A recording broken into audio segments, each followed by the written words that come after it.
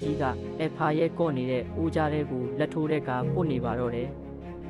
အမှန်တော့သူတို့နှစ်ယောက်ခိုးစားနေကြတာဘယ်သူမှမသိကြပါဘူး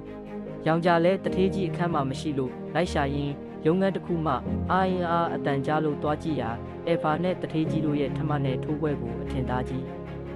မြင်လိုက်ရပါတော့တယ်ယောင်ကြကပြန်တော့မယ်လို့ပြောပေမဲ့တထေးကတော့ကမူပြီးလွယ်လွယ်နဲ့မပြန်ခိုင်းပဲရစ်နေတာကိုနာမီကစိတ်မရှိလို့ထွက်သွားပါတော့တယ်အဲ့ဒီနောက်တထေးကတော့ကဒရမာခင်းကငိုပါတော့တယ်တထေးကြီးနဲ့အဖာကိစ္စကြောင့်သူအရန်ခံစားနေရကြောင်းအရန်ထိကျန်နေကြောင်းပြောကယောင်ကြရဲ့အင်ဂျီကိုချွတ်ပြီးစစ်ပတ်တွေကိုပို့လိုက်နန်းလိုက်နဲ့လုံနေပါတော့တယ်ယောင်ကြလဲဖီးတွေတက်ပြီးငိန်ခံနေပေမဲ့အတိဝင်လာချိန်ရုံထွက်ဖို့ကြိုးစားပေမဲ့တထေးကတော့ကငင်းငင်းနေစမ်းပြောလို့ဖြစ်ချင်ရဖြစ်သွားဆိုပြီးဝိုင်းကိုမူးအောင်တောက်ပြီးဘွားတော်စိတ်ချက်အားကုန်သုံးပြီးဖုတ်ပေးလိုက်ပါတော့တယ်ဘွားတော်ကလည်းလက်လက်ဆက်ဆက်လုံးကိုစားရပြီးနောက်နေ့မနက်အရန်ကိုလမ်းဆန်းပေါ်ပါနေပါတော့တယ်ယောင်ကြတယောက်ဘွားတော်နာသွားကအလုတ်ထွက်တော့မယ်ပြောပါတယ်